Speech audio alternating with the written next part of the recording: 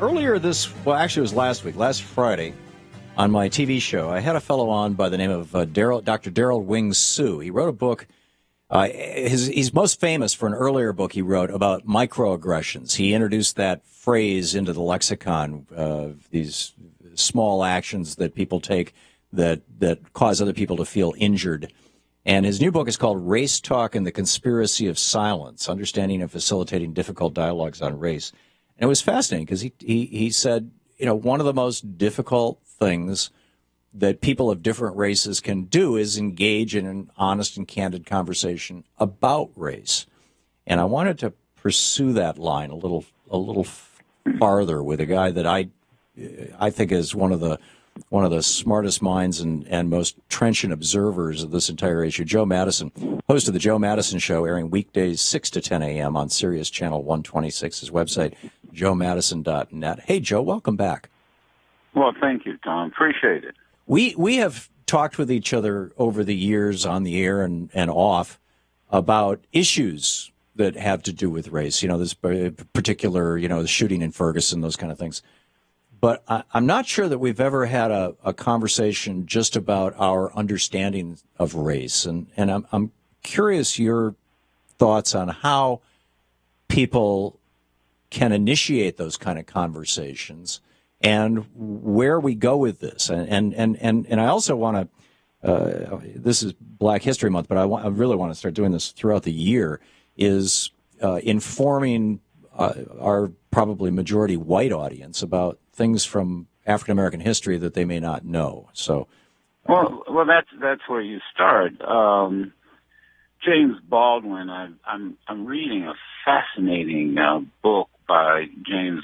Well, not by James Baldwin, but titled James Baldwin: The Last Conversations. Mm-hmm. And it's a book where at the time he was dying, and his brother had invited in some really significant, thought journalists. That's Turkle and others that probably you would have heard of. Mm-hmm. And they had a very candid, almost deathbed conversation with James Baldwin. And for those people who don't know who James Baldwin is, we don't have really enough time, but it speaks to the issue you're bringing up. He was one of the great writers, right there with Langston Hughes and Ralph Ellison and others. And one of the things in the conversation he had, he said, race, he said, white is not a color. It's an attitude. Hmm. And then I think it was Turkle said, well, if white's not a color and it's an attitude, then what is black? And he said, black is a situation. It's a circumstance. It's a condition. That's what he said. It's a condition. Black is a condition. White is an attitude. And it was interesting because I'm out here in Los Angeles. Dick Gregory is getting his star. Got his star yesterday on a Walk of Fame finally. Yeah. And he brought that up too. He mentioned, he said, look guys, white is an attitude. And not all white people have the same attitude. Now, James Baldwin also said, if you are not aware of what happened behind you, James Baldwin said, then you don't understand what's going on around you. Mm. And that's very profound because you said it, February is Black History Month, but thank God you also said, but we're going to do this all year round because we need to understand that our history is everybody's history. And it goes back to something what someone else said. This whole thing that one race is superior to another race, and we end up competing against each other about who has the superior race. When in reality, isn't it about civilizations? It's civilizations that rise and fall. Right. not so much race, it's civilizations.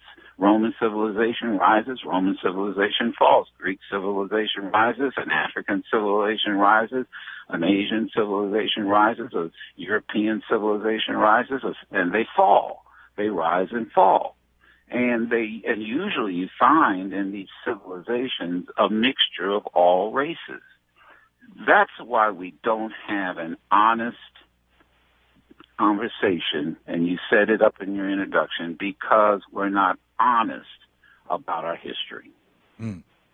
What is the part of the black experience in America or the black African American history that you think white people are probably most malinformed or misinformed about, and they should understand? All of it. All of it. All of it. I'm sure you're right. All of it. I mean, Seriously, Dick Gregory was funny yesterday. He, as he is always, but he says, it's amazing. Everybody ought to go see Selma, and all this hell that's being raised about the way Johnson was portrayed. All this hell you're raising about the way Johnson was portrayed. Hell, look at Cleopatra. We all know Cleopatra was a dark-skinned woman. Yes, she might have had some Greek blood in her at that time because of the Greek civilization that had invaded Egypt. But the reality is, and Dick Gregory said it, she didn't look like Elizabeth Taylor. Right. And nobody, we black people didn't say anything. We just went to the movies and enjoyed the movie Cleopatra. Yeah. It's all of it. I mean, it is all of it. It really, honestly is. And then, as you know, history is always written by the victor. I mean, that's just the nature. That's just the way civilizations work. I just think it really is all of it. There's no question about it. People went to see Selma, and I had to explain to my audience that the opening scene did not happen in Selma, Alabama. Mm-hmm. The opening scene of Selma happened in Birmingham, mm-hmm. at the 16th Street Baptist Church. That was the bombing of the 16th Street Baptist Church. The vast majority of people who went to see that movie, black and white, didn't realize that. Yeah. They thought it was Selma. And then once again, it's how we look at history. I'm again putting a speech together for my Black History Month lectures, and I'm talking about how Martin Luther King Jr. from the Montgomery bus boycott to 1965, the Voting Rights Act, is pretty much taught in schools. But between 65 and 68, when Martin Luther King Jr. decided to branch out into human rights, he talked about the three evils of our civilization. He called it poverty, racism, and militarism. Martin Luther King, that is not taught in our schools. Yeah. And it's almost as if he didn't do anything between the end of 65, or the Voting Rights Act, the signing of the Voting Rights Act, until his assassination. It's because he was taking on the establishment.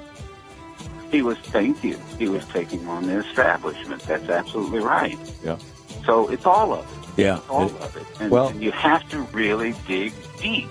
We will continue these conversations as the year continues, Joe, if that's okay with you. Thanks so much for dropping by today, Joe. Not only okay, it's a necessity. You got it. We'll do it again.